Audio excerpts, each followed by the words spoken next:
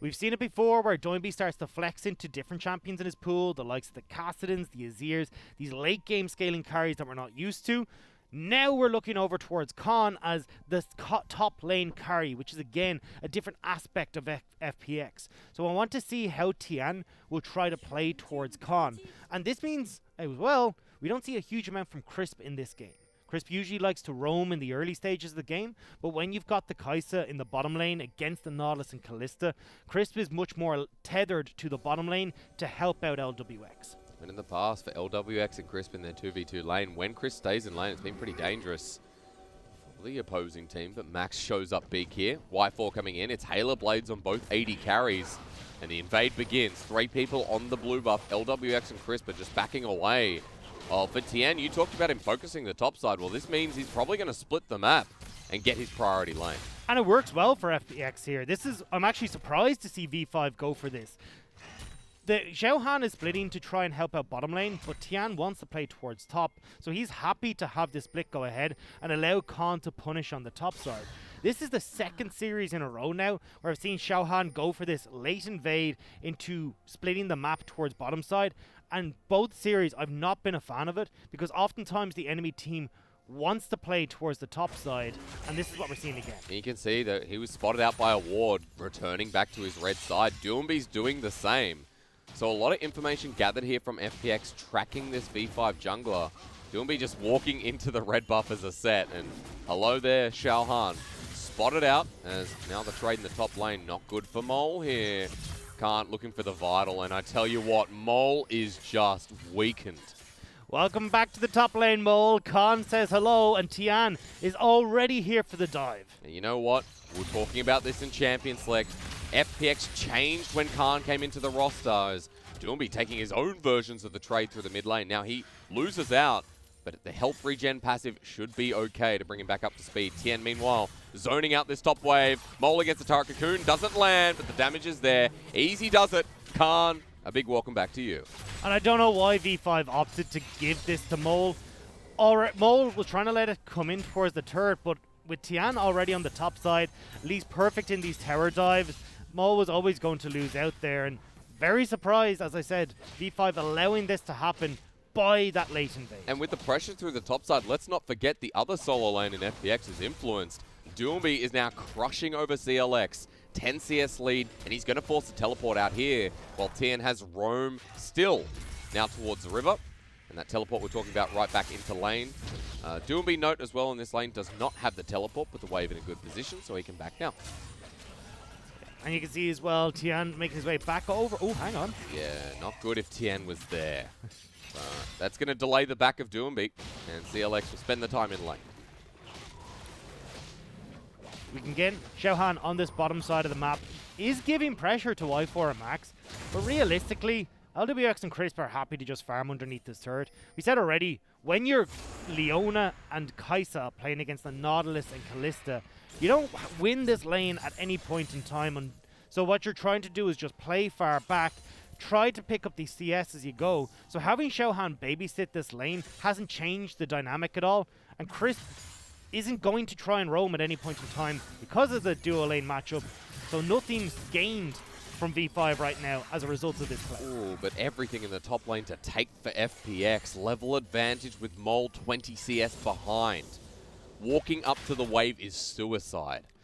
This lane is obnoxious to play against as Mole. So as Khan, you can either use your Q to dash around from the Darkened Blade on the opposite side. But now Tian in the bottom side, cleanse away from Y4, easy summoner taken. And a bit of electrocute off the back of it as well. So Tian just roams to the bottom side, which is shut out in the early game, just to get it back. I'm looking at the inventory. Is Y4 not connected to Max yet? He's not. No. Maybe he wants to connect the Xiaohan at some point. Who knows? But never mind that, because Mole is just dead. Or at least close to. Ha! Tricked ya. Khan with the second kill. And you see what happens when FPX have this top laner in the roster. A lot of priority top as Doomby has to flash in the mid lane. Meanwhile, that's the first meaningful trade for V5. But this is the beautiful thing for FPX. I mean, how much resources have actually been given to Khan? It was one tower dive because Etienne was forced onto the top side of the map regardless. So it's kind of a, oh, I'm just passing by. I suppose I'll grab something for the on the way past. And Khan now is in a great shape. He's got 2 kills, a Cole underway as well. So he just knows. And Cole, I mean, that's just such a good back coming through. Or at least a couple of backs, I should say. 25 CS advantage. Mole finally getting the shove-in wave as Dragon goes down. It's a Tiamat to a Dorn's shield. That's how far ahead that Khan is right now.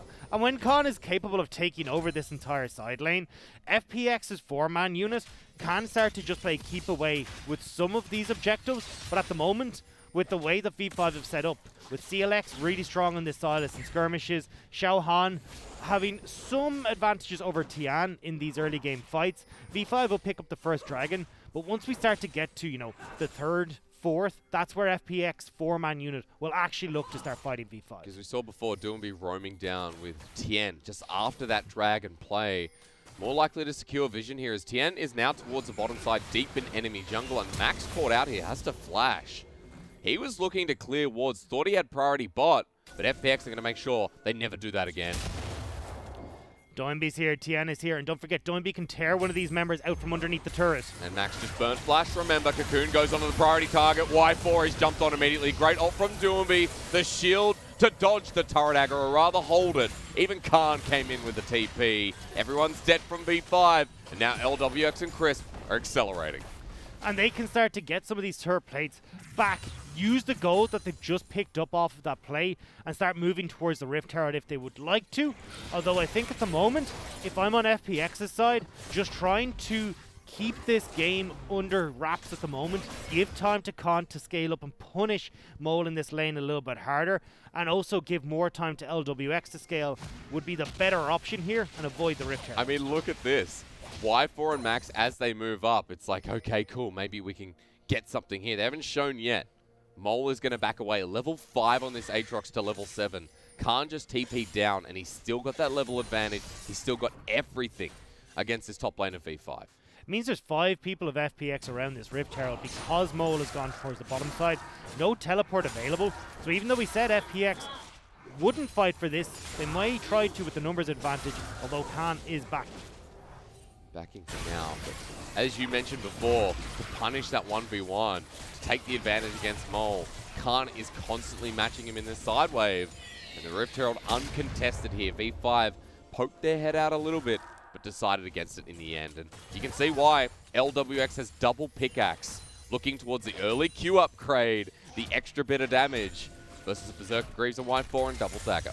So the Berserker Greaves are actually quite strong in the Callista because you need to get your second round of boots to have the longer hop, and the increased attack speed means more Ren stacks, which is perfect for the Callista. So I think, honestly, V5 might have been able to look to go for a fight there, but they decide against it. Now FPX, who were already in a commanding position to begin with, are going to be able to double down on that with the scaling in the FPX favor. Because as we know, with FPX, they do not slow down. 3k gold ahead, 9 minutes in, they're looking for a top dive. This is warded out, but Y4 and Max want to turn. I don't think so. Tien ends up landing the Cocoon, looking for the engage. Doombee's coming in fast as well. 4 people on Max, and yeah, that's a rookie error there. He shouldn't be looking for the engage. FPX already. Tien looks so good on that play as well. A quick sidestep for the hook, and has managed to pick up the kill alongside it. And Tian is a player for a long time, kind of went a little bit under the radar in LPL because he came in onto Suning originally back in 2018, but was left aside for Hacker. Now he's found his home on FPX and has looked absolutely stellar since coming onto this roster. Remember, he didn't have a starting position. Tien and Doombee made their debut as a duo in 2019 spring, and FPX, kind of the legend, was born then. Now, for a lot of our viewers out there, you see us talking a lot about FPX, and it's because V5, their story this split, has been a team of like rebuilding, remodeling, and playing between crazy side lanes. Who's where is what we said. I'm not going to have time to do this because Grand Challenge is out. Khan onto Mole once again, a good dodge away. But that threatens Mole here with the World Ender, and the CS lead continues. 30 at the moment here for Khan, who's got a long sword but nothing more, but the pressure in the bottom lane with Crisp now roaming around. If V5 are remodeling, they're an interior designer's worst nightmare. They've got different people playing different positions at all points in time. Different champions are coming out. Oh. I got a little bit worried there for Max. Because Y4 did it as he backed. Yeah. And so Max's back stopped. That was a bit risky, but so is Mole being in the bottom lane. Good dodge away from the Cocoon here. Can Mole survive? Nope. No, he cannot. This is a slaughter. This is an absolute slaughter here from FPX. And now Khan can get more gold into his back pocket. They turn over towards this dragon as well to make sure that they're starting to get the dragons in their favor. And this punishment that we're seeing from FPX is starting to ramp up. Blade of the Rune King completed for Doinby. LGBUX has just completed the Manamune as well. This is fantastic play from FPX. And it came from the back of Tien in that early game. Look, we're going to see bottom left. If you didn't know before, your Oathsworn doing that when they're backing will stop them. And Max gets trolled a little bit there. I like the way he decided to test it with Doinby in the lane as well. It's like, hey Doinby, in case you wanted a support, here he is just lying dead on the ground for you. To be fair, one of the least fed members, I guess, on the side of FPX, so worth the risk in a way. LWX now testing against Y4 here in the mid lane. But coming back to it, this early game from Tien has been stellar. And what I tried to say in the start of this game is that FPX have been looking towards this top lane a lot more. When Khan came into the roster, FPX said, let's go top instead of bot. We don't see those bot lane dives as much anymore. But this game, we're getting a bit of a sample of both, as we saw Tien in the bottom lane, who enabled LWX and Crisp as well. And this is what I hoped to see from FPX when Khan entered, but Doinby. Max has found himself right next to Xiaohan, and Doinby does so much work. Y4 to save the day, but back on in. Oh, okay, double TP. Maybe for V5 they can get their first fight here. Flash away as they find the Soul Flare as well. Doinby might be in a bit of trouble. He gets dragged back in. Gets a good haymaker. But V5 with the first kill of the game as Tien looks for the counter engage. 5 people here still grouped up, still alive. Khan is pushing and didn't have TP for the fight, so at least V5 got something. This was V5 trying desperately to make a play work and try and get the tempo back in their favor. But when they only go even in the 4 versus 5, well, Khan is able to get the turn on the bottom side, and now the tempo is even more heavily in favor of FPX. Well, stopping the backs here is going to make sure of that here for LWX. Wave going to get shoved mid, turret plating still available for another solid minute. And Khan just took the turret by himself. Look where he is now, in a turret on the bottom side. This Ravenous Hydra Fiora. How do you deal with that? Look how much in CS he's up by as well, 55. The answer is you don't, Asterix. Mole getting tested as a top laner right now. No way to try and deal with Khan right now. And this is why I was hoping to see this style of play from FPX when Khan entered the roster. Because I feel like Khan doesn't take away from Doinby being a carry on this team or having this 4-man dive on the bottom side. I feel like it just gives you another avenue to play towards on the FPX roster. Dear Lord, Y4 has to cleanse away. Tien, however, getting traded back nicely, but let's summon it down off a cooldown once more.